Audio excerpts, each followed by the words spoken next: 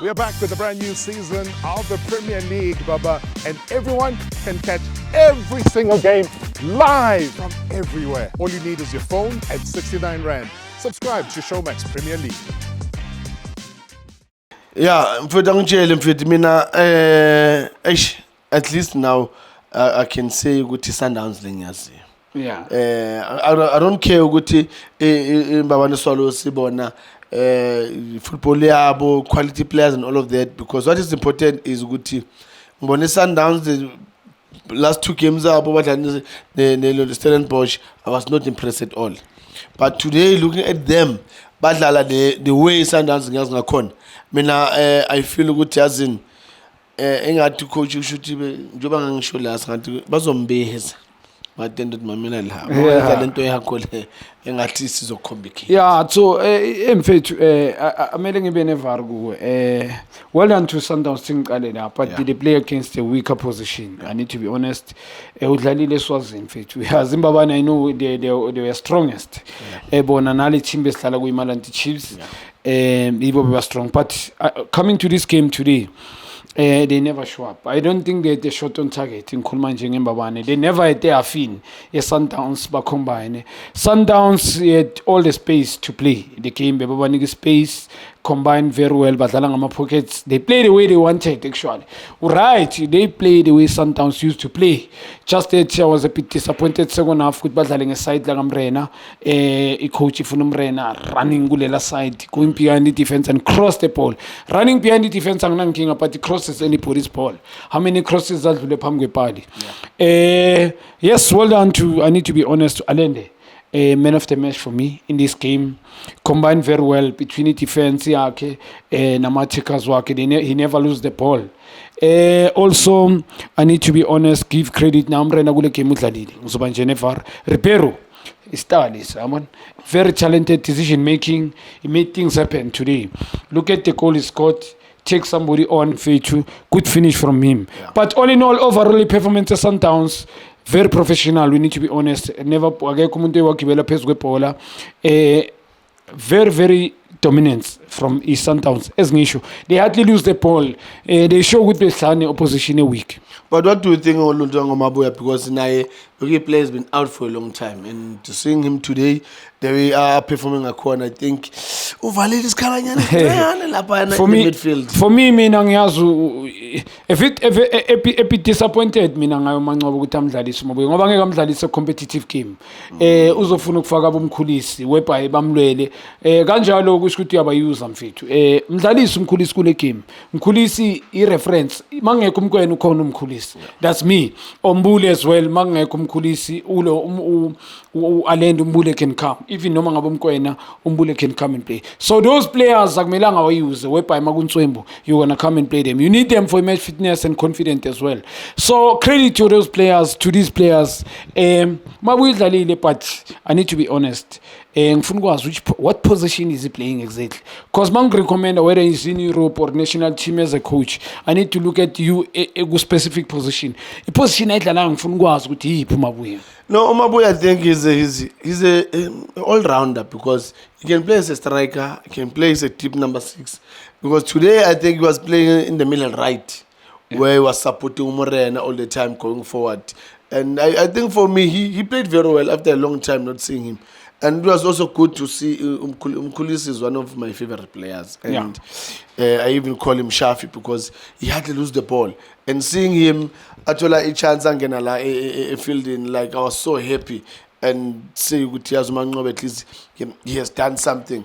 But now, I'm a Swatagate, man. Yazi ebona bahle man yamaswatageti no phela yazi amaswatageti asingababulali kangako phela Juno phela sazama nathi lapha eSwatini ukuthi siyahlanganisa lapha nalapha, but to sing team eSwatini to be at this stage, credit to them. Yes, why not? And unfortunately they had to face Sundowns. It's all right in Fetu. True, they play against a strong Sundowns, a bit desperate for a win. Sundowns credit as well. Good to be a Ronan Williams. Manga Cheka, they never bebanga la Lipona. Sundowns were losing Amapola, Gomanyama came by playing this long ball in February. Today, Ronan Williams very professional. You saw at the back communication, including organization. So well done as well. Ronan Gutabuye back. He's a captain. They need a team mostly. They deserve to win this game. I need to be honest, man. But Chaludi they now take my chance. But I need to so. Pero with that choice, man, masiba never. Gune Ripero. Ngoba ngathi central manqobe Belleville ukuthi unokudlala lapha as a false nine. Kunalomfana lo Salis. Yes, Salis. No. U6 year ngwenya kora man. We Brazilian. Top striker Salis baba. Top striker, top. Now go under. Oh yeah. I Lengo. Ulando ngaphandle top. Business deal. Yeah, no. Yeah, ngiyaxolisa ngizoba nevari. You are tall. At least isibonisa ku technically forward umnandi technical movement I know lengwenya. Angitshele ke manje na into engayithuli ke yokugcina le engiconfuse kancane ke la Juna ile ukuthi I don't see the captain himself. Oh, you're talking about what's happening because I believe ukuthi I don't know, maybe it's a transition eyenzwa coach to say look, now this is my team and my team's gonna play this way. I don't need you Mshishi to play in those pockets. I'll use the width and get crosses. Yeah, ila umlilo la asifaka kuona coach because there are games that you gonna lose. Ngikhuluma a vital ama game whereby ama spectator Sundowns supporters expect you to win. Asikhuluma nge technical team and then you lose the game. You will ask question ukuthi Mshishi why ungamdlalanga. Kusho ukuthi ngamagama was like uyazihenga mfethu ngoba you can't understand wangamdlali. This is a sikhuluma nge national team play captain in national team currently. Why ngadlali? Who masikhuluma ivaru bani ozombeka ngaphandle now la ku Sundowns. So I think personally indaba kaMshishi the coach is fighting against mangithi bayalwa ngicela abantu bangizwe kahle even himself now coach. I'm not saying he's fighting physical or whatever but I think this is personally I don't understand why Mshishi doesn't have to play. Udlalile agace umpelt and he played very well in ngikhuluma during the week national team. So the coach why doesn't play? Ngithi coach ushilo wathi the reason umshisha kule position akuye uthi ufuna umshishi that he must pull up his socks. That's why bamnikeza ne 1 year contract. So he must pull up his socks. But how many times has proved himself umshishi? Phela umshishi le ntwana lezi abomabhena need to learn from umshishi.